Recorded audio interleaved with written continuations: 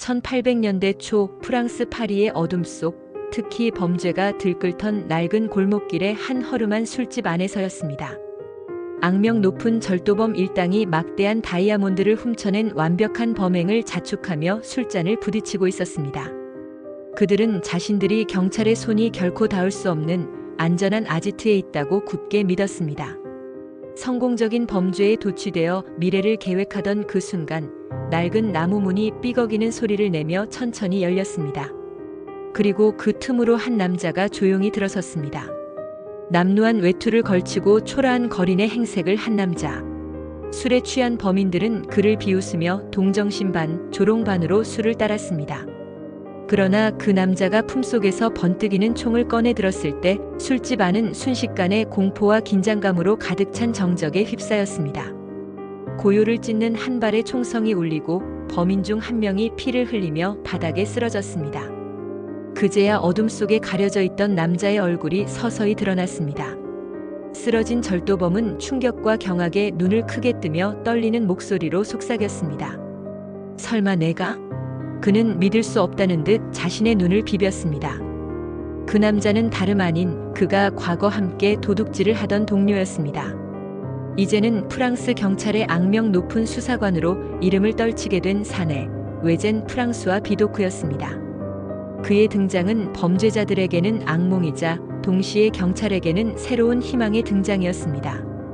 비도크는 1775년 프랑스 아라스 근처 조플랭이라는 작은 마을에서 태어났습니다.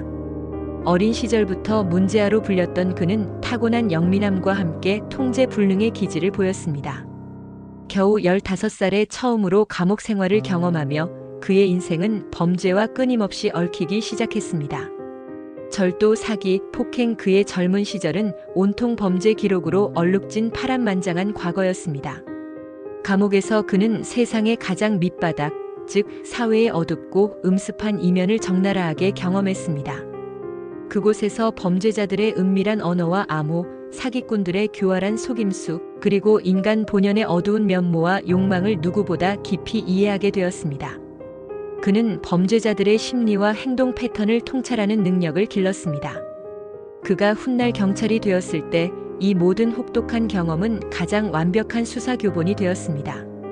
이는 그 누구도 가르쳐줄 수 없는 오직 범죄 세계의 가장 깊은 곳에서만 배울 수 있는 값진 지식이자 그만의 독점적인 무기였습니다. 감옥을 탈출한 비도크는 한때 프랑스 혁명 전쟁에 참전하여 군인으로서 용맹을 떨치기도 했고 때로는 상인, 때로는 위족군으로 신분을 바꿔가며 예측 불가능한 삶을 살았습니다.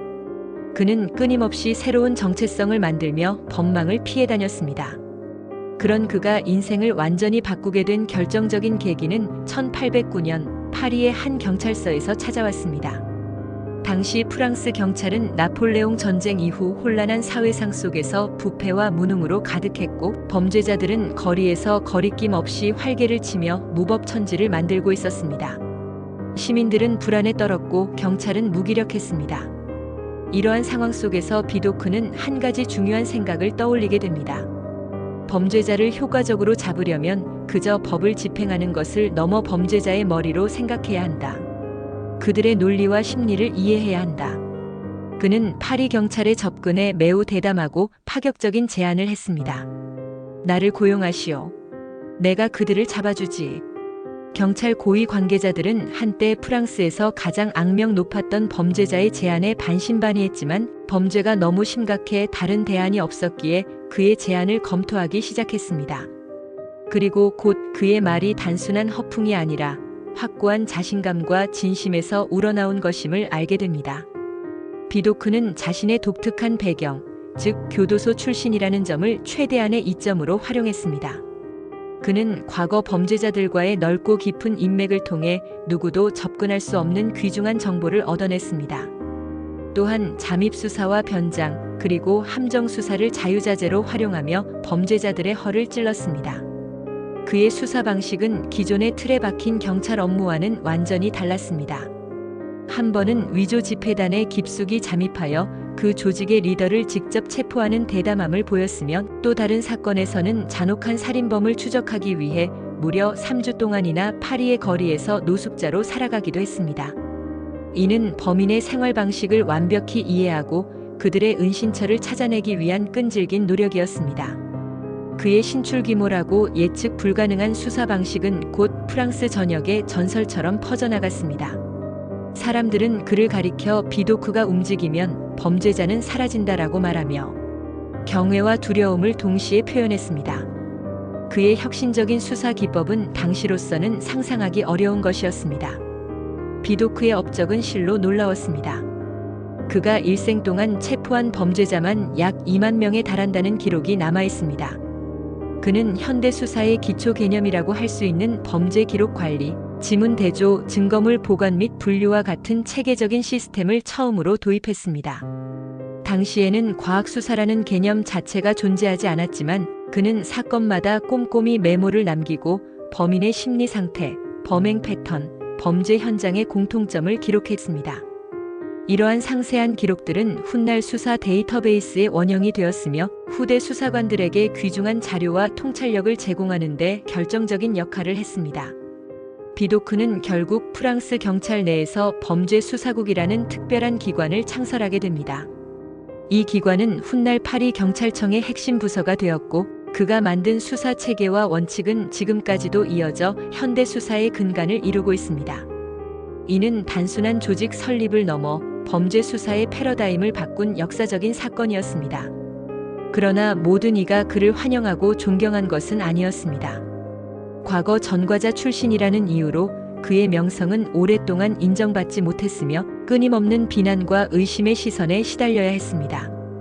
그는 늘 법의 경계선 위에 위태롭게 서 있었습니다. 한때 범죄자였던 과거와 법을 수호하는 수사관으로서의 현재 사이에서 끊임없이 갈등하고 균형을 잡아야 했습니다.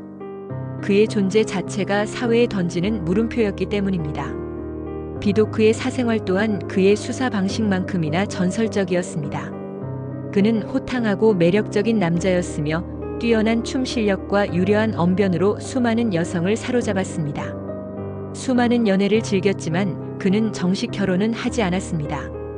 70이 넘어서도 연애를 즐겼고 그의 죽음 뒤에는 수많은 여성들이 유산을 요구하며 몰려들었습니다. 그러나 그의 방대한 재산은 모두 한 사람에게 돌아갔습니다. 무려 30년 동안 묵묵히 그를 그림자처럼 섬기며 헌신했던 메이드에게 말이죠. 비도크는 유언에 이렇게 적었습니다. 그녀만이 나를 끝까지 믿었다. 진정한 내 편은 오직 그녀뿐이었다. 그의 인생에서 진정한 사랑과 신뢰를 찾았던 이면을 엿볼 수 있는 대목입니다. 비도크의 파란만장하고 드라마틱한 삶은 이후 수많은 작가들에게 끊임없는 영감을 주었습니다.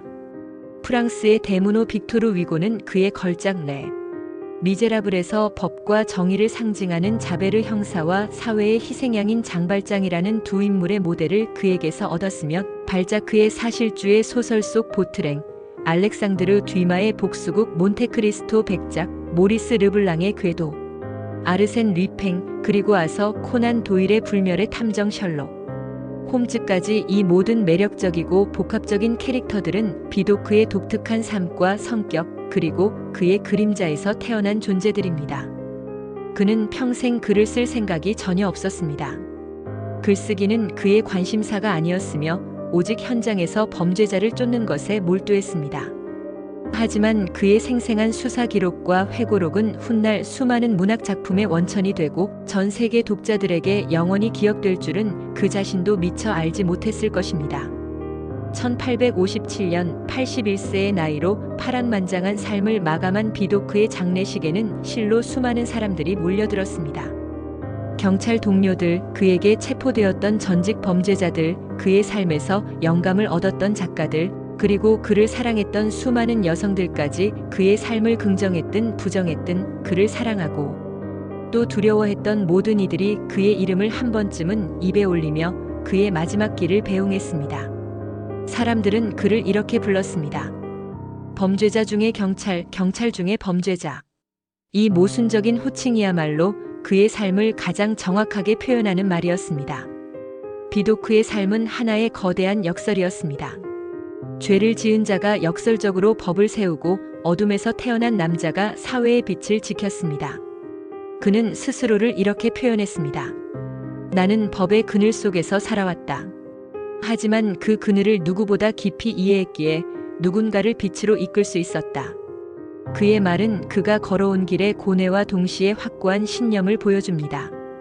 오늘날 우리가 알고 있는 체계적인 수사 기록, 범죄자, 프로파일링, 그리고 현대 형사 수사의 기본 원칙, 그 모든 혁신적인 출발점에는 한때 도둑이었던 한 남자의 이름이 영원히 새겨져 있습니다.